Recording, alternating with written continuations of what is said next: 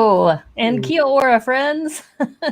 I'm Naomi, the Brickanista here in Seattle, and I'm with my buddy Remy Hello. out of Virginia. And Yes. we're back. We're back for another episode of What, When, Why Wednesdays, where we're talking about Lego Masters New Zealand Series 1, Episode 6. And before we get started, I just wanted to say, yes, it's been an interesting journey where we started this. You probably noticed my tag says Brick Kahunista. So for when we're talking about New Zealand, I go by Kahu. And I've been so excited because we started this, six weeks ago, and we didn't know what was going to happen because Lego Masters US should have been airing by now. Yeah, and that's the why Fox we Network, started. they just mess with us. Yeah, Fox. What's They with got you, it Fox? in for So that's when Remy and I were brainstorming, and we said, well, what are we going to do for the next, 3 months? And I said, well, I have a few friends in New Zealand, so, I can probably get a few of them to come on the show. And that's how we started doing these Lego Master New Zealand episodes. And then all of a sudden, I had been reaching out to several of the contestants. And last week, as you know, we had Georgie and Andrew Palmer who were on, which was a delight. Yeah. And these two guests that we have today are also contestants that were on the show. And I have known Dan for probably about a year and a half. And when I reached out to him and Jono, both of them were quite happy to be on the show. So we're really, really super excited to have them both. And should I let them in the room? Yes, please give a warm welcome. I wanted to make sure if you had any comments or anything before I did that. Well, no, let's bring them in. Okay, so Get here me we out have of here. Jono and Dan. Hey, yes, welcome. Kia ora, friends. Hi, everyone. Thanks for having us. Going. Welcome to the Brickanista Broadcast Network on YouTube. And yeah, we are just so tickled to have you on the show. I know that Dan and I, as I was mentioning, I know Dan through Twitch. And I just started Twitch about a year and a half ago. It'll be 2 years in September. And Dan was one of the people who was very welcoming and very friendly, always doing shout outs, doing raids, etc. And we have never talked live until now. No. Pretty much how the community rolls, though, isn't it? Text messaging, which sounds weird to say that, but he would be on and he'd see Brickanista in the chat and he would shout out, my name, and I do the same for him for Between the Bricks, which is something that it's been interesting. Just he asked me, should I call you Naomi or what should I call you? I said, call me Kahu, since we're here on talking about New Zealand and the Lego Masters New Zealand. And Jono, welcome too. I know that you also have been touring the country along with Robin Sather, right? At least he said he was going to be with you. Yeah, well, all the Lego Masters are going to meet this weekend at the Christchurch Brick Show, and that's the first time since the show that we'll all be in one place. Oh, that's awesome. Cool. Yes, and we are going to be talking about that event in a little bit too. And but for the sake of our audience and also for us too, how about Jono? Can you give us a little background about yourself? What got you into Lego, and how did you end up with Dan? How did you end up with Dan as a partner? Yeah, I think I ended up with Jono, actually. Oh, is that right? Dan, I mean that in the best possible sense. It was, well, Dan and I met at a brick show, 2017, I think. And we were both hanging, we were both goofing off really at the brick show, just talking about the builds, and seemed to have a lot in common and had a lot to say. And I like people who have a lot to say. And we just hit it off. And then when the show came up, I couldn't really think of anyone else because, Dan and I we've got our own things going on, and we realized, how important it is to be support for someone, who needs support, who's going through mental health issues and whatnot. And it just seemed like a good fit. And so I called him up and said, "Do you want to do this?" And he's like, "Oh, yeah, okay." And yeah. No one else came to mind when I was thinking who would I do it with, and I was like, well, someone who's comfortable on camera, someone who can build, someone who I could always rely on for giving me the honest opinion, no matter how bad it was. Right. And so And he was just it was just the right fit. And from the little that I know of, at least my understanding of Dan is that he is definitely direct. He will tell you what is on his mind, and he's also very generous too with his comments and also with his time. So that's awesome that the two of you were able to. He's very compare that. community oriented, and yeah, you're right. Mhm. He's very interested in promoting Lego and the joys of Lego to the wider community, and that was also something that I was interested in too. Because years ago I used to write for the Brothers Brick, the website. Right. Spent a couple of years finding the best, coolest mocks on the planet and writing about them, which was a very eye-opening experience.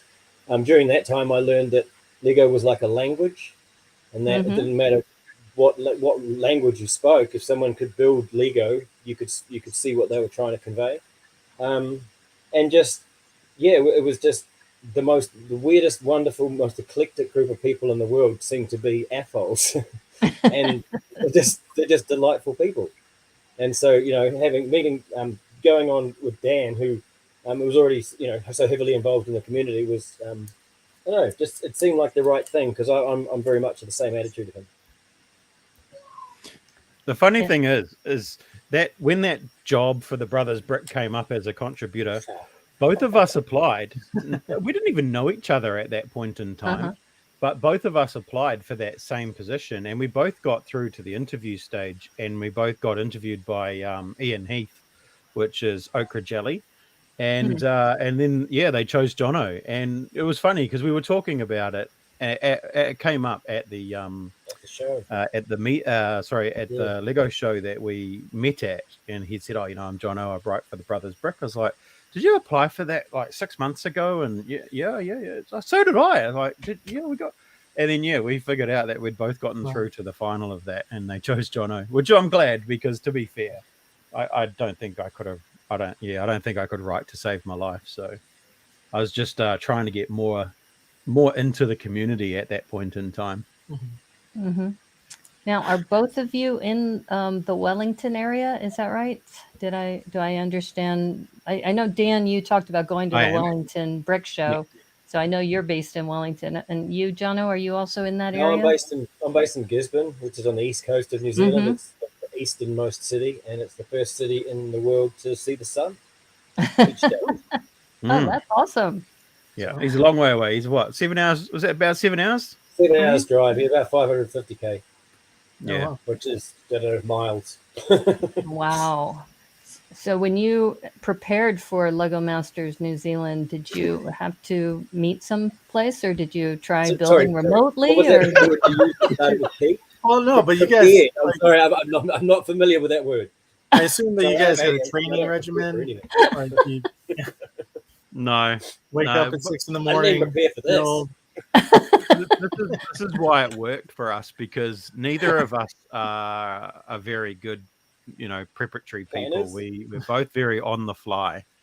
Right. And when it comes to Lego, I can't prepare or plan anything. I've just got to get the bricks and play with them, put them together and see what happens. And we talked about things, we had ideas and stuff, but even then we were like, well, there's no point thinking about ideas because all our ideas are going to get thrown out the window because the challenges won't meet the briefs. But we did go there with a few preconceived ideas, and we were like, okay, we're not shoehorning them in, and we didn't. I don't even know. We might have used one partial idea at some point, but the rest of it all went out the window. And to be fair, I'm glad that we didn't spend hundreds of hours prepping for it, because it would have just done my head in. I took up a whole suitcase full of Lego to practice with, and I didn't use any of it. It just sat there for 6 weeks, honestly. So that's just how we roll. Even in our final build, we knew what we wanted to build. We didn't know how we were going to build it. We hadn't planned it. We didn't know how it was going to come together. We just winged it on the day. When we talked with Georgie and that adrenaline rush that comes with the pressure, and the kind of anxiety and stuff just kind of adds to the creative juices. So it's like, oh, we have to do this, and how much? Oh, bang, into it. So most of the time, there were some times where there was a little bit more friction before things actually went the way we wanted it to, but that was all part of the journey, How are diamonds produced, Dan? Little exactly under pressure. Well, you had some extra tension too, also, Dan. Which, and I just want to say hello real quickly to some people in the chat. Hi, Alyssa, Brickaroo Bonsai, Lena Inverse. That so Dan, we already did the reviews of episodes 1 through 5. Yeah. And when episode 3 came about, that was an opportunity where several people in our chat have said, we are so happy that Lego Masters New Zealand has a special edition. And there she is. There she is. There she is. We have a special, oops. Sorry, wrong one. Special guest, Smudge. Yes, the third member of the team, Smudge. Smudge. Yes, we're so excited to see Smudge appear in the episodes starting from episode 3. And I know my heart went out to you too, Dan, when you were talking about how much stress you were under because you didn't have your therapy dog with you. And so I need to put that a little bit into perspective, because so a lot of people in the media over here sort of started to persecute the production company for not allowing her to be there in the first place. But the fact of the matter is the production company didn't know about her because I didn't tell them. Right. So I didn't want to jeopardize my position on the show by sort of saying, oh, look, I have this. And the other thing too, in New Zealand, we don't have official mental health support dogs or emotional support dogs. What we have here is an ability to have disability assist dogs that do have right of access, but Smudge is not trained in that manner. She became a therapy dog essentially by default because I used to be a drug dog handler, and Smudge actually started out her first 2 years of life as a drug dog. And then when I stopped that work and had my mental health breakdown in 2019 and stopped working, she essentially just became my companion and by default became my support dog because I knew how to train. I inherently just rewarded the behaviors that I needed from her when I needed the support. So it all sort of just fell into place. So so she's not qualified. She didn't have the right to be there. So when she did come, that was all on the production company. Pretty much asked permission from everybody that they needed to and just said, get her up here as soon as you can. So as soon as they were aware about it, they bent over backwards to help get her there. So definitely not the productions company fault. It's on me. Yeah, well, it seems like they really embraced her because they did, various, like she has a bed, she had the neckerchief, she had toys. Cut up a shirt for that. Yeah. She was going to make good TV, basically. Sorry, John, your microphone's a little low, but you wanted to say something here? Yeah, just to add to what Dan said there, in New Zealand, emotional support dogs aren't even a recognised thing. So by the production company allowing the Smudge to come along has kind of opened up the opportunity of talking about emotional support dogs for people in general. Right. Because it's just not something that was ever spoken about. Yeah. So it's hopefully it's going to introduce the idea to the public. Yeah, that's very cool. I genuinely didn't think that I was going to struggle as much as I did. I knew we were going to be in a house with Glenn and Jake and Jono, and Glenn and Jake have been friends of mine for probably 5 or 6 years or so, maybe a bit longer. Nice. And we've done several shows together, and I've worked closely with those boys before. And I knew I was going to be with Jono, and I knew I was going to be building Lego. And I genuinely thought in my own mind, I thought, what better situation is there going to be? I'll be fine away from home. And I did not for 1 minute consider that separation anxiety from either my wife or my dog was going to cause an issue. So that was a learning, a struggle. And I tell you what, on that day on episode 3, I couldn't have done it without Jono. Jono was a rock that day. He deserves a medal for that. And Alyssa in our chat also wants to say thank you for normalizing therapy animals too. And Cornado's not here, but Cornado had mentioned in a previous episode that now that you have dogs on Lego Masters New Zealand, it is the best Lego Masters because of the presence of dogs on the show. Yeah, I don't think any other version has that. No, well, 20 other seasons and 13 countries, and we were the first ones to have a dog on the set. So, maybe that opens it up for people overseas to have that conversation with production companies when they're going through the recruitment process, or sorry, the casting process, I should say.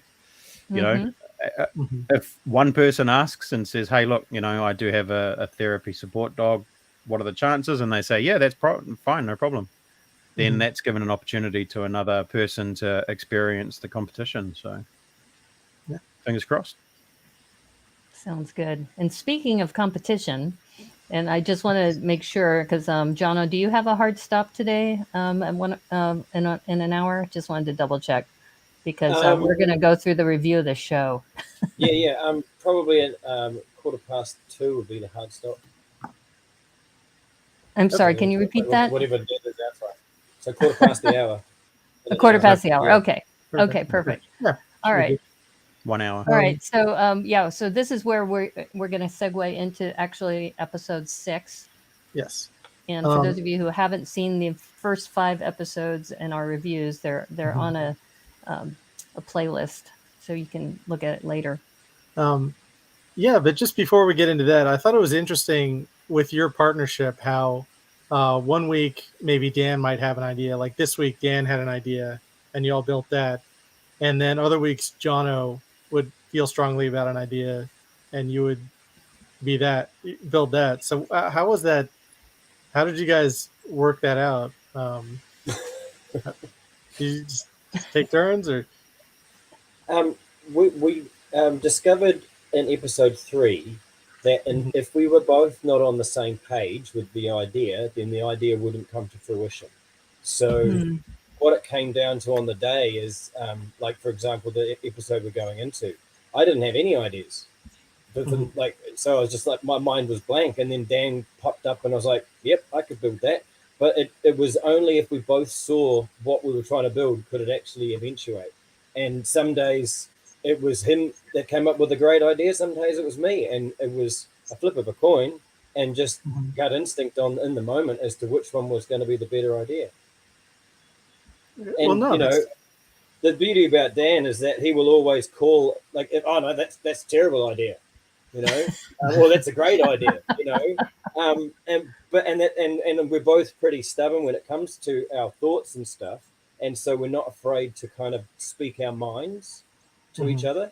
And that I think is where that came from. It was just purely because, who had the better idea on the day and what could be both of us could pick up on and see.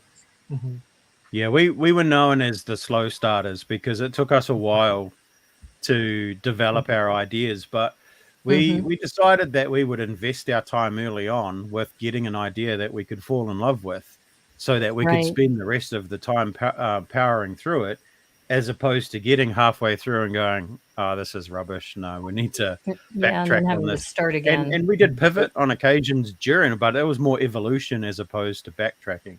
So, it worked. And I think, we just had to throw them out there and come up with one that we both could see. Yeah, that's cool. I could get into that. No, that's cool. It's tough to set your ego aside sometimes that way, but it's really cool that we got 2 powerful egos. Yeah.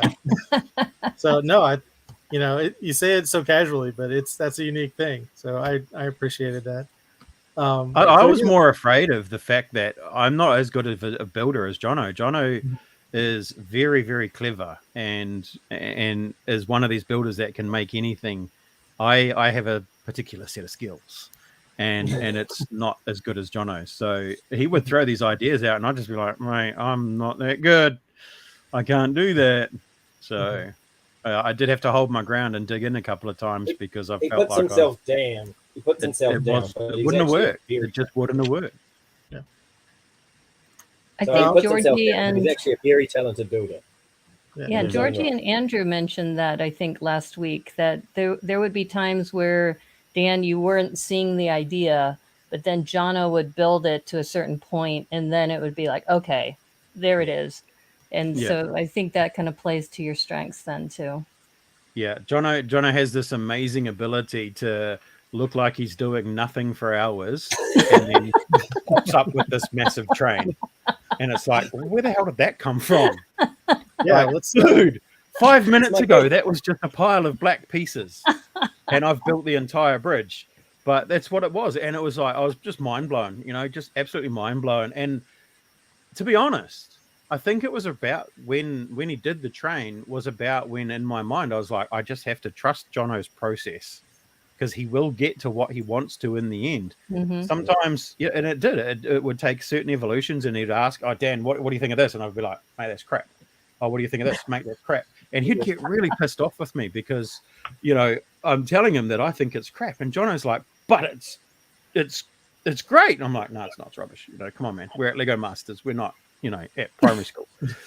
And then I realized that I was being a little bit too blunt. And then it was more like No. when he would ask me, it was like, "Hey, what do you think of this?" And I'd be like, "Yeah, it's good." And he would be like, "No, it's not." And he would carry on. And we just, it was You cool. build your own language, right? When you're under those kinds of conditions, right? And those conditions are not. They're very You can't difficult replicate to it. describe There's no and way to not replicate no, it. they're not Yeah. replicable at all.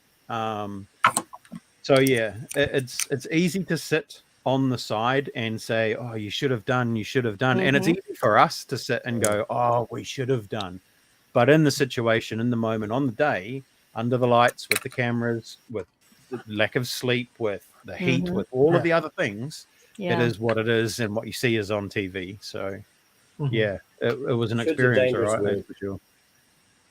But you're still looking back on the episodes. Are you still really? You should be very proud of what you've done over the entire season, I would think.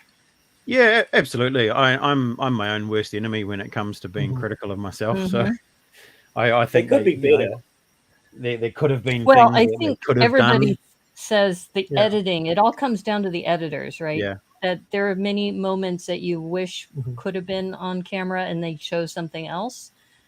And we had this conversation last week because I think Georgie had mentioned about like the pig, developing the pig, and that they would focus on one thing, even though there was another aspect of it that she wished they would have spent more time on. Did you think that for some of the episodes when you look back on them? There's definitely moments where you think, God, I wish they'd just linger over that model a bit longer on the hero shot, because a lot of work went into all of those models, and they sort of were on TV for a matter of seconds, and it's like, but there was plenty. We gave them plenty of opportunities to sort of see how angry I got there, but they didn't show any of it, so I'm pretty thankful for that. But yeah, speaking of hero shots, before we get into this episode, I wanted to look quickly at the train real quick, because I thought this was a great build, and this is one that Jono really pushed for. But yeah, this was really cool. Is this this memorial bridge? Is this a specific landmark in New Zealand? The bridge is not, but the train is. When my father passed away, he actually wanted his ashes thrown off a particular viaduct in Gisborne, which is similar to this. But he wouldn't have had a headstone for us to visit, so he decided not to. Decided to go with headstone instead. And so, it got a bit in the back of my mind for a while. And that steam train there, that is the WA165, which you can Google. It's the Gisborne vintage, Gisborne City vintage rail. Restored that. It used to be a thing that sat outside the Olympic pools as a play ornament for kids to climb over for years and years, until my father, my grandfather, and a bunch of other men from Gisborne decided to restore it and put it back on the tracks. And so over the course of 20 odd years, they restored this steam train from the 1890s, I believe. And now it's a working, breathing, operating engine again, a living piece of history. So this is my tribute to it, because my dad died many years ago and my grandfather died last year. And it was just, it was a lovely chance to express something that means a huge amount to me. Okay, so this train is still in service. Yeah. But yes, so this is still in service, or does it? Yeah, they do excursions on long weekends, and that you can jump on. You can buy a ticket. You can travel out to along the beach and stuff. WA 165, the Gisborne City Vintage Railway Club. But yeah, it's if ever you're in New Zealand, come down to Gisborne and take a ride. Yeah, we'll definitely have to put it on the list of places, along with what is it, Market Street, Naomi?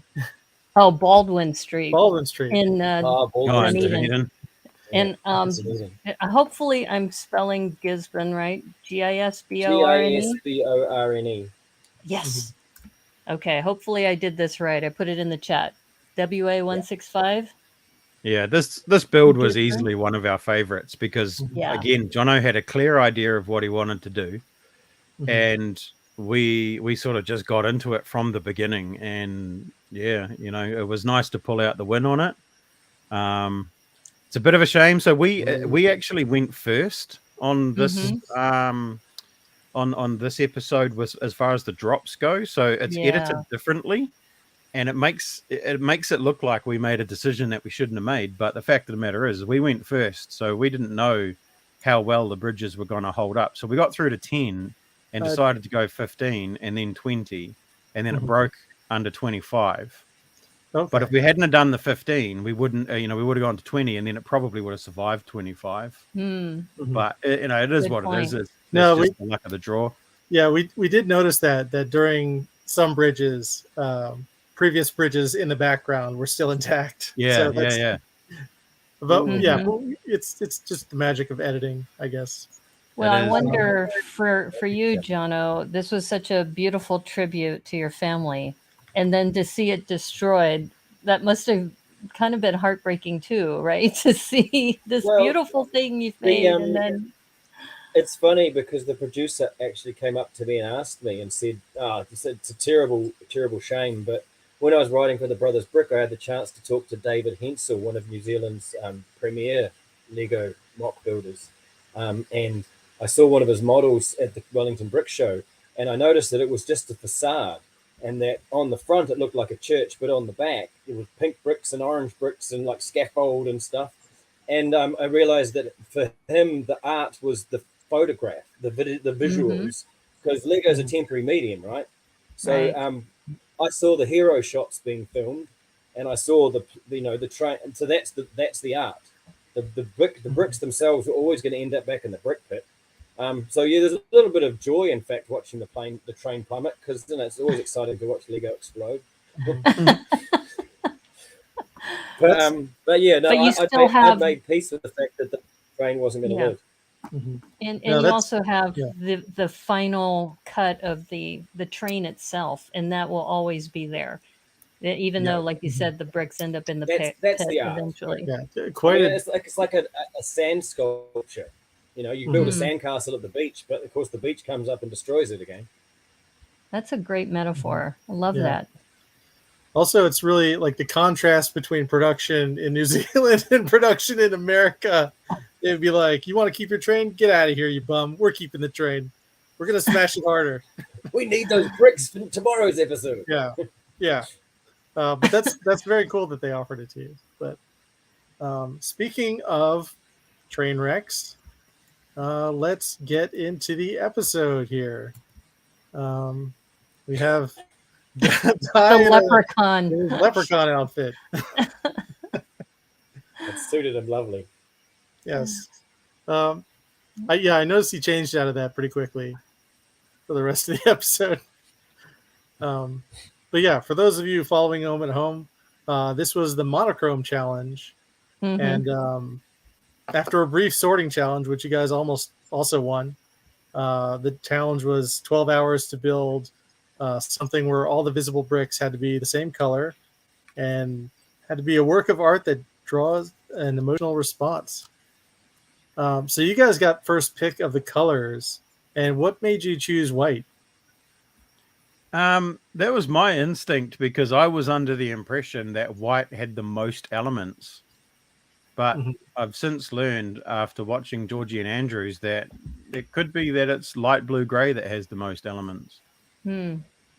But either or, there's plenty of white elements and white for sculpture. You know, it takes you back to that, 18th century sort of sculpture type marble, all of those sorts of things. I thought it would be an easier color to work with.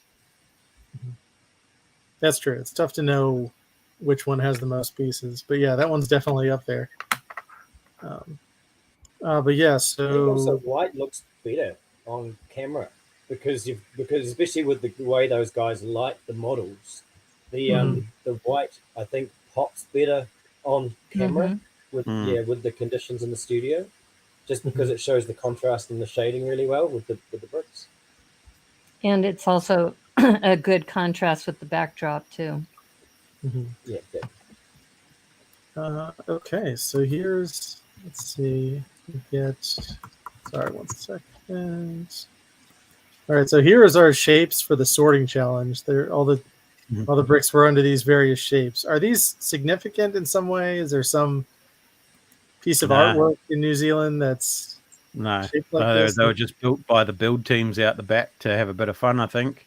Okay. And I have to say, when we first walked into the studio on this particular challenge, I think most of us thought we were going to have to build on these covers. Yeah.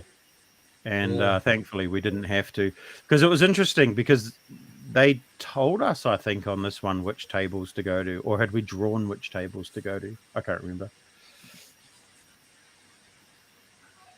Oh, But yeah. no, Did you have a specific table? Or did it change like episode to episode, or were you mostly in the same place?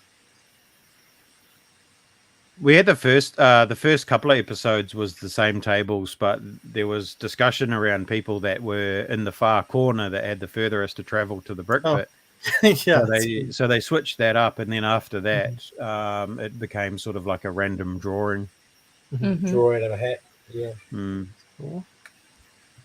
That's how they typically do it in the U.S. is that they have a random sort for all the tables. And then sometimes you're going to be closer to the pit. Sometimes you're going to be away from the pit.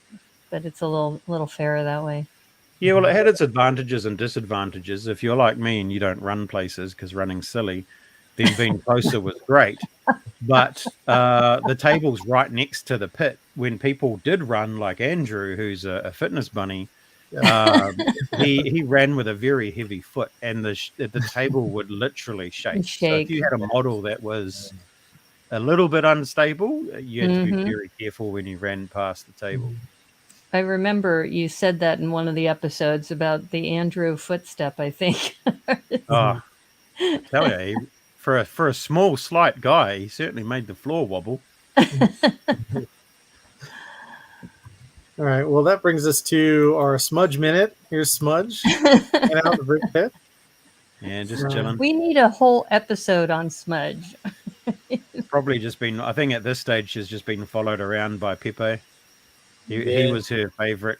He was one of the cameramen, and I'm sure we pretty much lost Pepe once Smudge turned up as a camera op because he just became Smudge's paparazzi. He loved her. Oh, that's cool. Did you say the paparazzi? Do you see what I did there? Yeah, I caught it. I caught it. All right. Let's move on. All right. The paparazzi. The paparazzi. So yeah, in the episode, I don't know what order they judged it, but they showed your build first. So let's talk about this amazing mock. Finally. Yeah. So you guys mentioned that sometimes it took you some time to come up with an idea. How long did this take you to come up with? It was instantaneous. As soon as he said art sculpture that needed a emotional response, I had this in my head because just the day before I was sitting on the edge of my bed in that exact position. Wow. and had done several times leading up to this episode because of other, private stuff that was happening at the time. Right. And it was just a no-brainer for me. It was like emotional response, the despair look. And that's what we went with. And I explained it to Jono. I said, Jono, I want to do despair. I want to do a dude sitting in a chair with his head in his hands. It's a universal sign. Everybody recognizes it. And, Jono was like, yeah, I can see that. I want to sculpt the man. And I was like, good, because I can't. So I'll do the chair and the plinth. And that's how the discussion went. And we got into it. Pretty much. Yeah. Yeah, it was probably our quickest one, actually.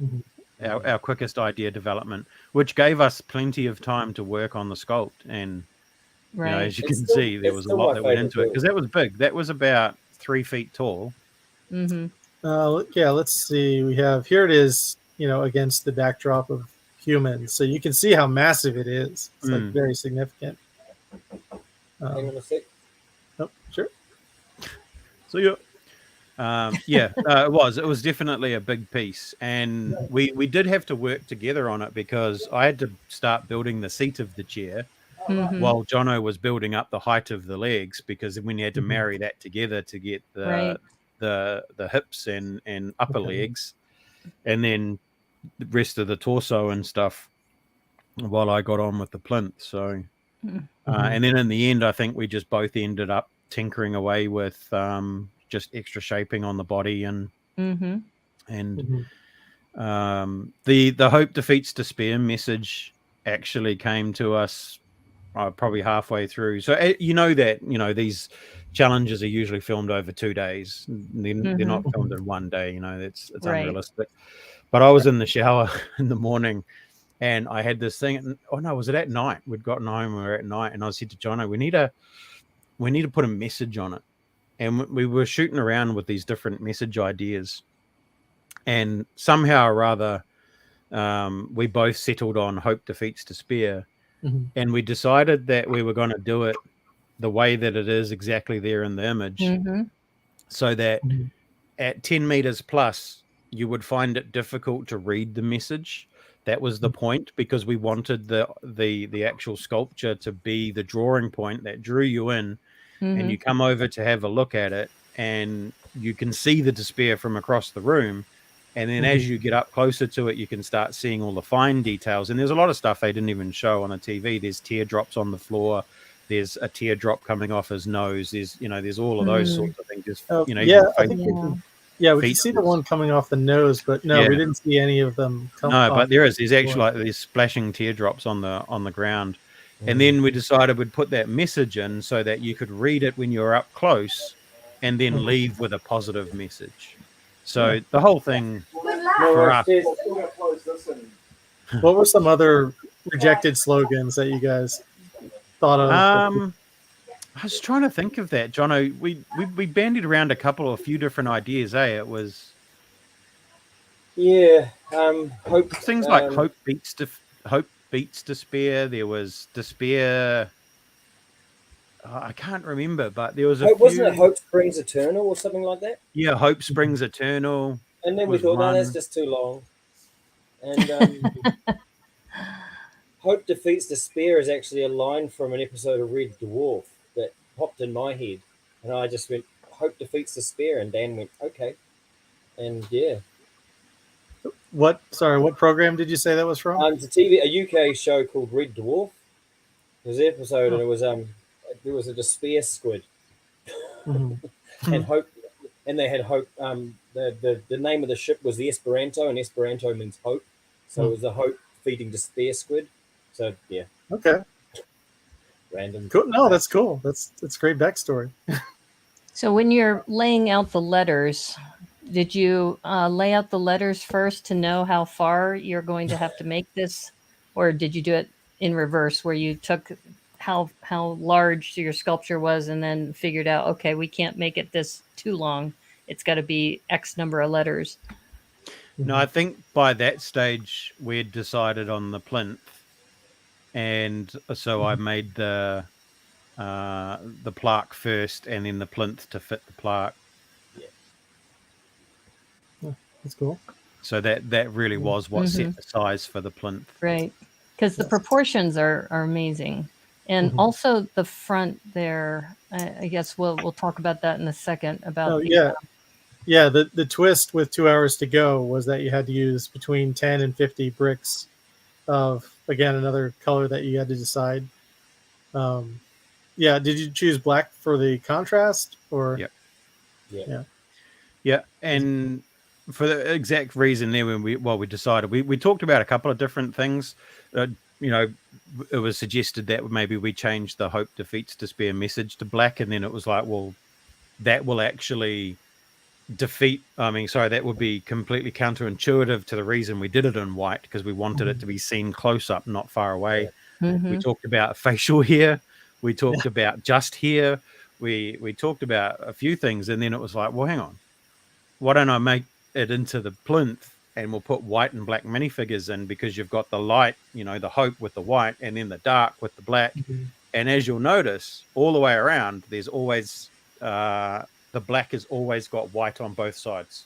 So it's meant to be sort of, closing in and protecting. But, we thought it was a good idea. Robin called it out as he called it an add-on. But I feel like everybody kind of added on their color, because it was very deep. Spear, how could you not just have an add-on? Yeah, it was very, very deep. Around it. Yeah.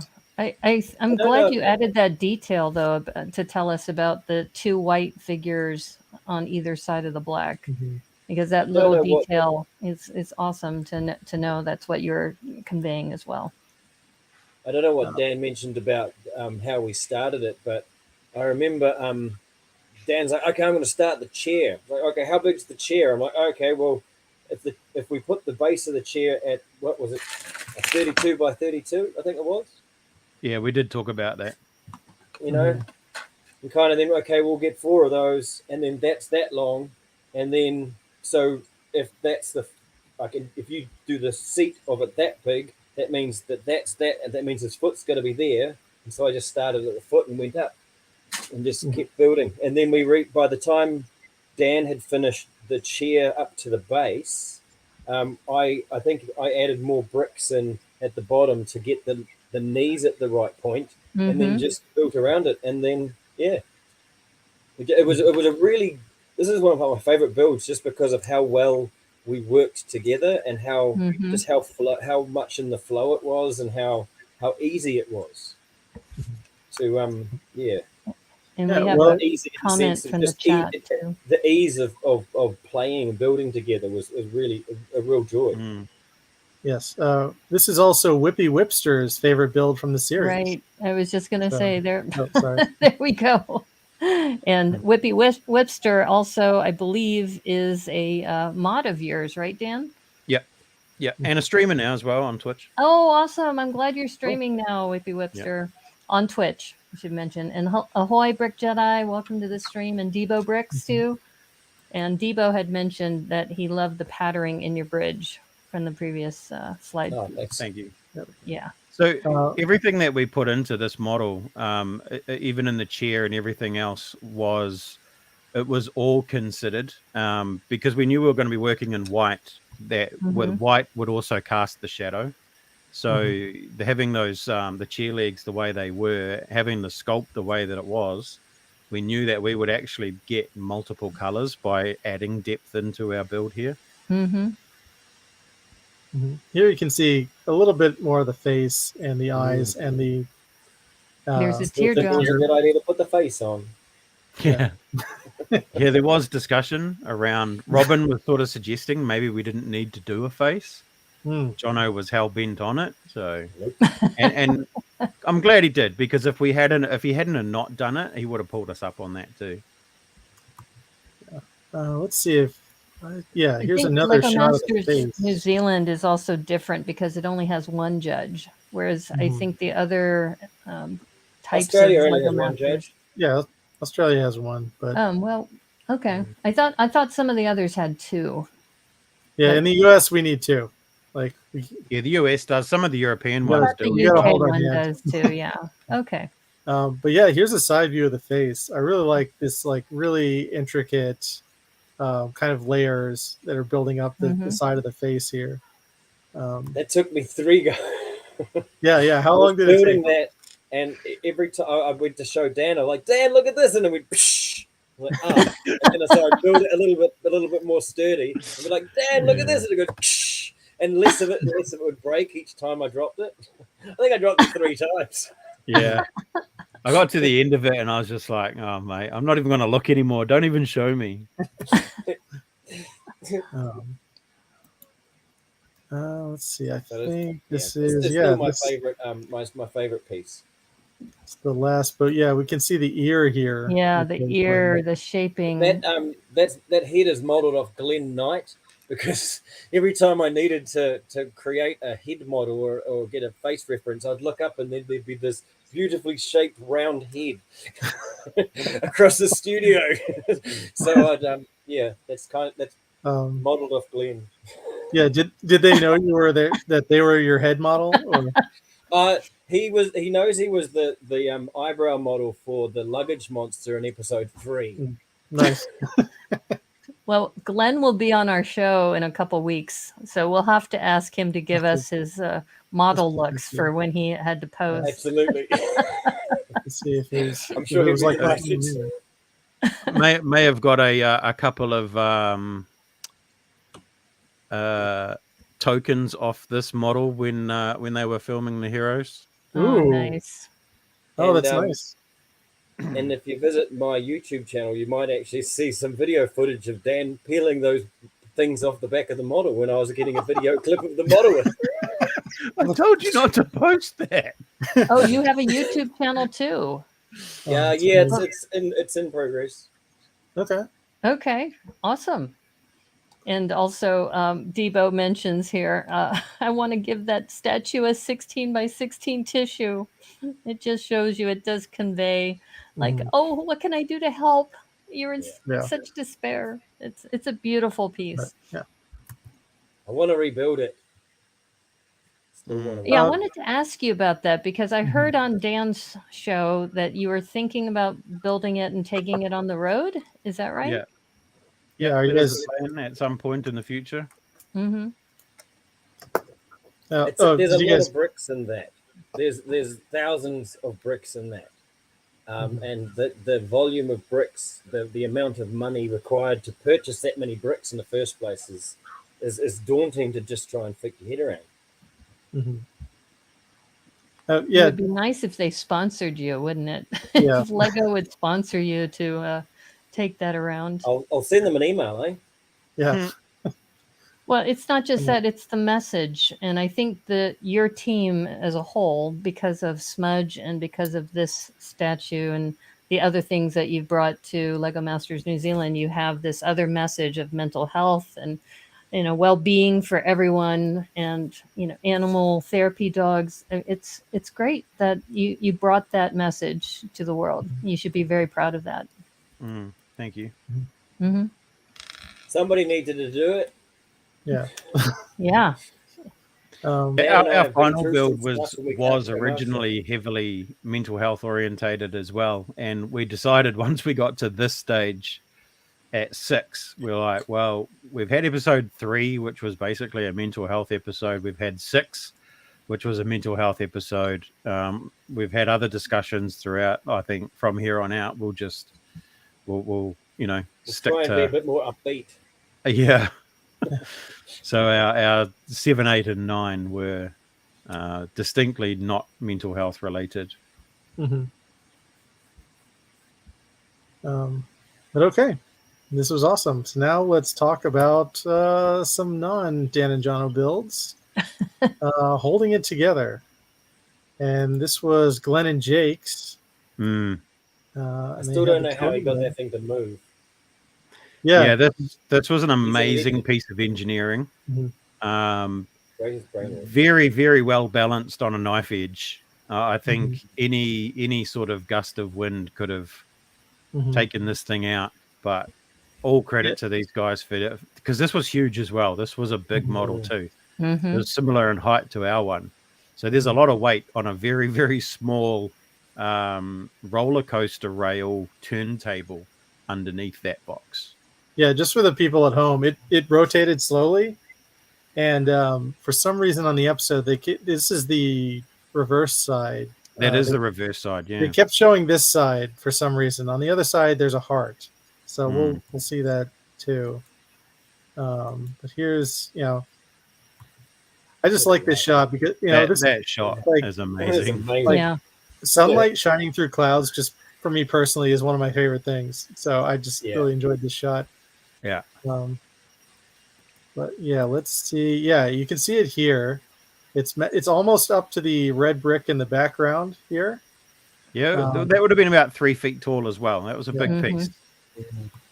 And watching them put it together, and it was actually quite mind-boggling, really. It was very, very cleverly put together on the inside. Jake is a technical wizard. What he doesn't know about sort of technical building is not worth knowing. And Glenn is a very, very talented builder as well, and he's a very talented aesthetic builder. So the two of them together were a formidable combination for sure.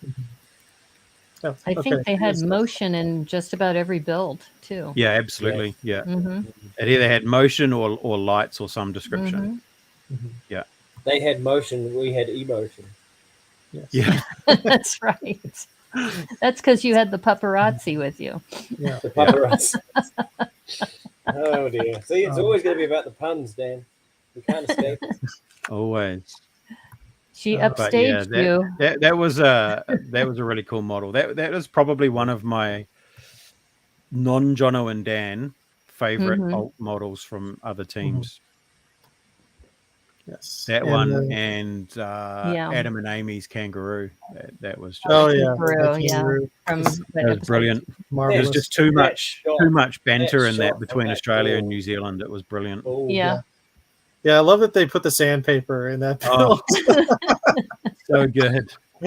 So good. Yeah. I'm looking forward to seeing those two. Yeah. But yeah, you can see here the heart is in the kind of in the center here. And they also had a choice between 2 accent colors at the end, and they chose the dark blue.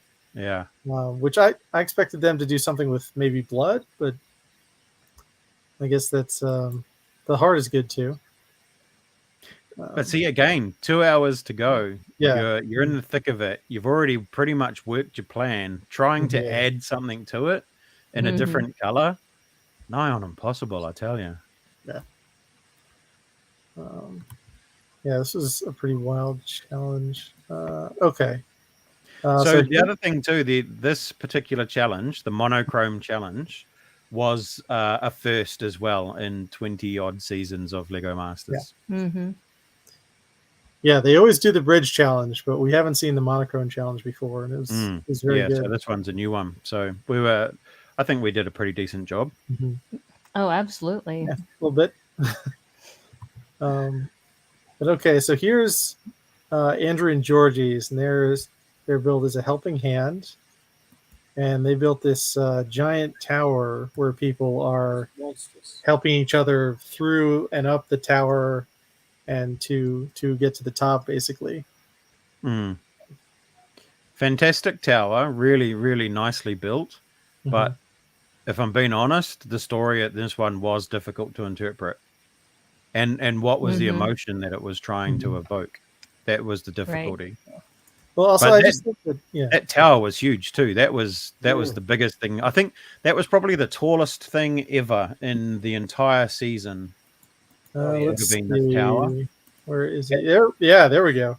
And that would have been, I want to say that was probably 4 feet. It was massive. 4 feet tall, maybe 4 and a bit feet tall. That was huge. Yeah. And I know that you had mentioned this in the show about standing away, 100 meters and then 10 meters and 1 meter away. Is that right? Not quite the 100. 10, 3, and 1. 10, 3, and 1, yeah. And so with this model, even at 10, 3, and 1, you still get a building. You don't really get any nuance. Maybe at 1 meter you do. But I agree with you, Dan. It really, there wasn't a clear message just looking at this model. Well, plus it's tough. Like when you have any shade of gray and you make a building, it's really tough to like not make it look like a prison. Or a castle, Yes. yeah. Yeah, or a castle, yeah. But I really did love all these micro or the mini land scale Mini land figures. scale. Yeah, they did great with that. Yeah. So those are really good. Let's see, this guy's coming out here. Yeah. This would be an epic model at a Lego show for Hey, sure. speak You of know? the devil. Who just showed up? Hey, Glenn. Hey, Mr. welcome. Evo Hey, and Glenn. Zed is here. Hey, Glenn. You know, the quality of the model was Mhm. outstanding. You know, and it Right. would be an absolute pleasure to see something like this at a Lego show. Just Mhm. yeah, it was a difficult one to tell, but look at the detail in it. And this Yeah. is Yeah. all remembering These this is all one color. These are the heads Right. here. And the angle that they got those buttresses on as well. There's a lot of Mhm. technicality just in that. Very cool. So it was a very cool model, very tall. Mhm. This is also, unfortunately, they had to hide the chameleon inside the model. Yeah. Because otherwise, would have seen it. But yeah, anyway, this was very And we epic. just They talked made about your model, Mr. Evo and Zed. oh, it's hard to see in this picture, and they really didn't focus on it. But this is they used the tan color Yeah. for this figure. And for the other men. That's right. But it this light kind of washes it out. Yeah, Brick Jedi would like to see this in a color instead of light gray. Well, But it goes back to Dan's earlier point. Would there have been enough elements in that same color as a monochrome challenge based on what was in the brick pit? And Georgie mentioned when they did the pig the week before with the pink, they took just about every pink piece and had to end up using plates because they didn't have enough bricks to build up that pig. Pink has a very limited number of bricks in the best of times. So yeah, you might, I think there's only about, I want to say 4 or 5 different bricks in pink as opposed to like 20 different bricks in white or gray. Or red, yeah. Red. Well, anyway, that was an epic tower. And now we have Emily and Sarah's Sunshine. And this arch was really just wild. I kind of can't believe they got it to stand up there like that and just remain intact. Yeah, I think they had other ideas of what or how this was going to turn out in their initial planning. All I remember was looking up at one point at about, I don't know, the 8-hour mark, and I think I looked at Jono and I was just like, what the hell are they building? Yeah. Because we couldn't tell from the other side of the room what it was meant to be. And it's funny because you get so engrossed in your own work and doing your own thing, and you look around and you're like, what are they doing? What are they doing? Oh my God, look at that. And then at the end, you look up and you're like, oh my God, look at that. And it was just, it was amazing how little, and this is no disrespect to any of the other competitors, and I'm sure they'll all say the same thing, but just how little attention you actually did give the other teams most of the time, because you were so engrossed in doing your own thing. Right. But yeah, this was an interesting sculpture. Yeah, but yeah, they did have to pivot kind of partway through after their initial review by Robin. Right. I think they said they made the figure. They wanted it to convey that it's holding on to something that is going to slip away. It's still hard to see though from the whole 10 3-in-1 benchmarks.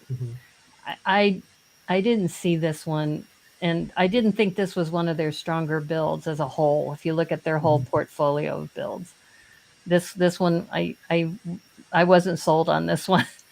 So.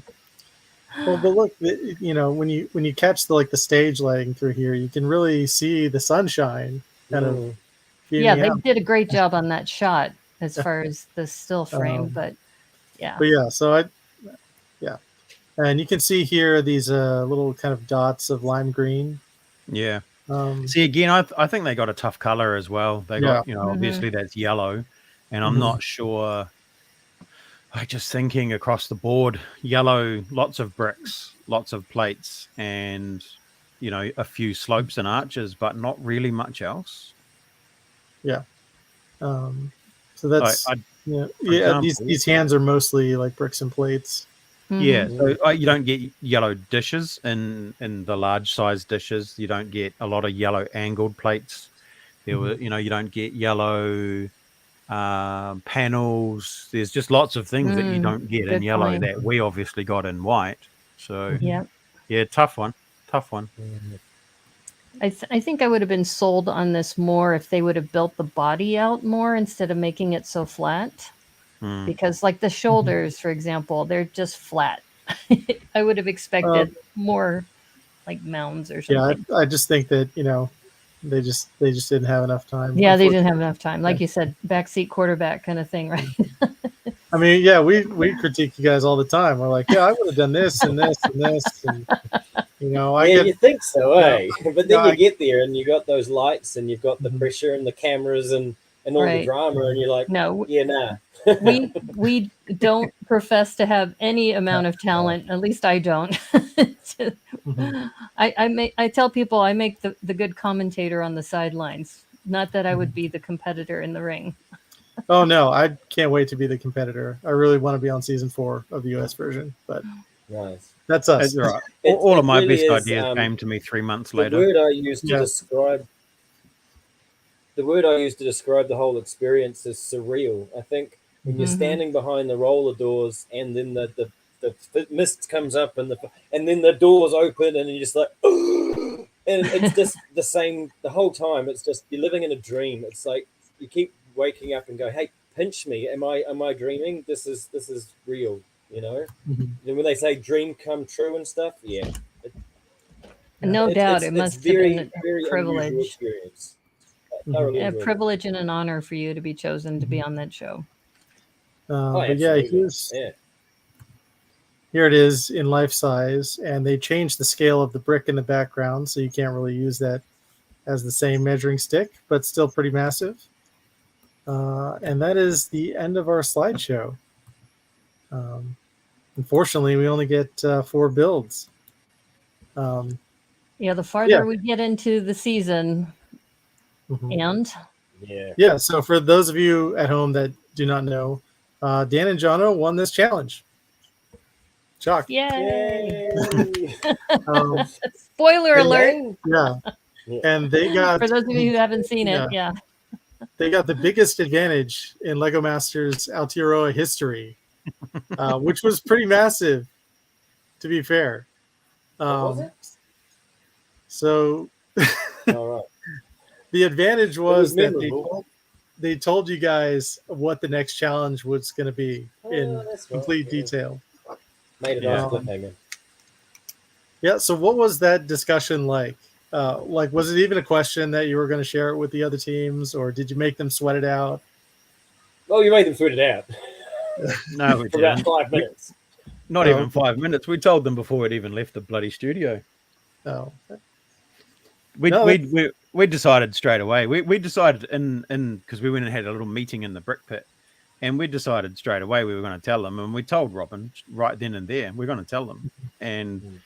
and because both Jono and I are community focused, and it's like, Mhm. I I couldn't imagine keeping something like that from the rest of the teams, and you would think that giving everybody the same opportunity to prepare would have turned out some great models, and it did, just Mhm. not so much in our case. But it was it was a no-brainer. We were going to tell them. So Robin just followed us out of the studio and gave them all the same brief when we got back to the green room. Oh, okay. That's cool. Yeah, so you didn't consider saying, "Oh, the next challenge is build the biggest race car you can," No, or anything like that. No, no. I didn't think the even cross thoughts our crossed their minds. mind. Didn't even cross our I think minds. it's Oh, I also did mine. culturally too. Mhm. Kiwis are very community oriented and always very helpful, and I'm really honored that Kingy has adopted me into his Rotorua for now. But I'm curious about now that you've reflected on the episodes and being on the show, and now you're going on the road for these different events. What's your favorite thing about when you talk with the fans when they meet with you?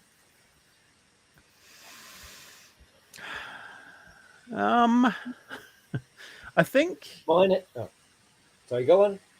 I was just going to say, I think the favorite thing is probably not so much about talking with the fans, because the fans all ask the same questions. Mm-hmm.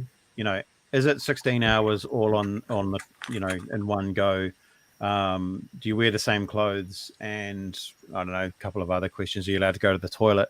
But for me, I think the best thing about the whole thing really is it's that shared experience with the rest of the cast. That's the thing that will always be there no matter what. So forever and a day, you will always be Lego Masters Season 1 cast with those other 11 people that got to experience the same thing. And, like this weekend, for example, going down to Christchurch, all 12 of us are going to be there, and Robin will be there on Sunday. And it will be the first time since the first elimination, and it possibly be the last time it ever happens, because going forward, people will go their own ways and probably won't manage to get to the same exact show again. And that's where you're going to be. The Christchurch Brick Show, July 16th through 17th at the Christchurch Arena. Yeah. And on top of that, for me, it's about having those conversations with people around mental health. People aren't the one show that I've been to two brick shows since the airing of Lego Masters, and both shows I was literally swamped with people either saying, well done, thank you, congratulations, yada yada yada, I have similar issues, or my kids, or you've inspired, or this, that, and the other thing. And you don't really think about that at the time. And it's nice. It is nice to feel like you were part of something meaningful. So that's what I like talking about. Sorry, Jono. That's all right. How about you, Jono? I've forgotten. No, I think, like Dan says, like people come up to you with either one or two stories. It's either a Lego story or it's a mental health story. And I'm quite prepared to talk about either of those two things until the cows come home. So it's really cool. The other thing I really enjoy is that when people recognize me, they smile, they talk to their friends, and they point from across the room, which is quite funny to watch. But I think my favorite moment is, like, I was standing in a queue the other day waiting to go and see Die on 7 Days at a performance here in Gisborne. And this couple came up to me and goes, "We don't normally do this, but you're that guy off Lego Masters, aren't you?" I'm like, "Yeah." She goes, "Oh, we really like what you did. Would you be able to do a selfie for us? Because our kids would be so excited to know that we met you." And I'm just like, "You want me to get a selfie with you for your kids? Hell yeah." That's like, it's bringing out the best in these parents. It's like, I want to show off to my kids that I met you. And it's like, of course you can. It's brilliant. It's just, I know, it's so wholesome. The whole environment, the whole Lego thing, the mental health thing, is just the outpouring of support and love has just been amazing. And yeah, it's an absolute delight to talk to people. And it's amazing how many windows into other people's minds it's opened, because people feel like they already know you. So when they come up to you, they just tell you their mind, and it's delightful. It really is.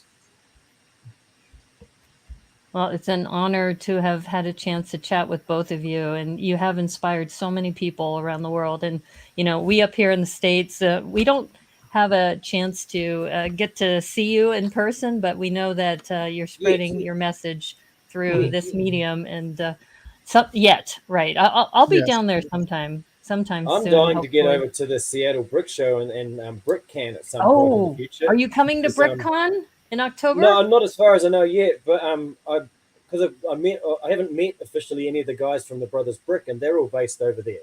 And so I'd love to get over there and meet them in person for the first time. Okay, well, maybe next year. We have your contact information, speaking of which, if you want to reach Jonathan Sampson, 1977 on Instagram. What's your YouTube channel? Sorry, do we have that? Grab Life by the Bricks. Do you want one word? Yeah, I'll put it in the thing. Okay. And while you're doing that, you can also reach Dan at Between the Bricks _ on Instagram.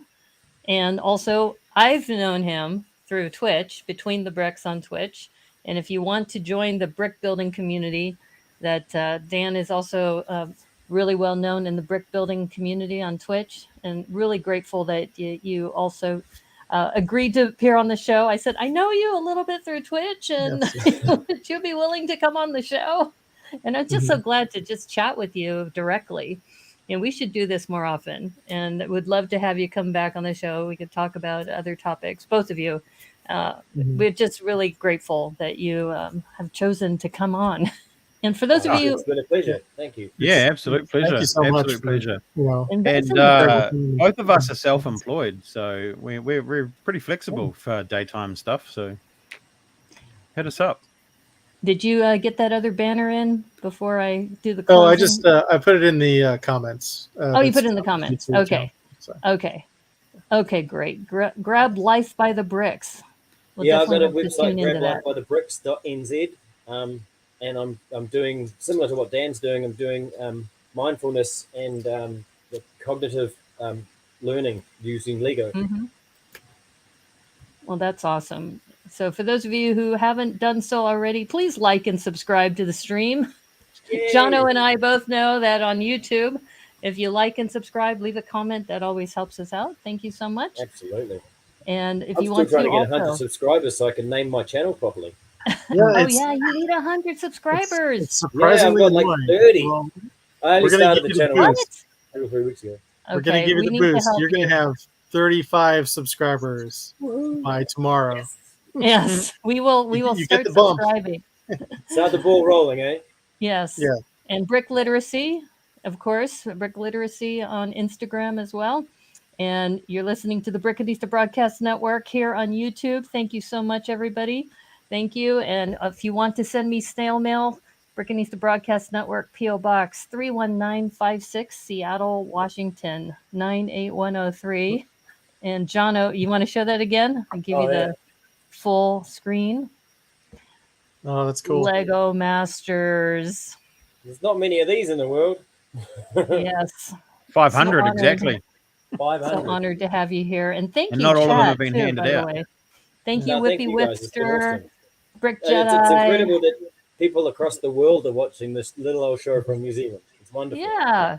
Debo Bricks, Alyssa, Brickaroo Bonsai, TMX Bricks, everybody who's been in the chat, Lena, thank you so much, everybody. And anybody who's going to be watching later.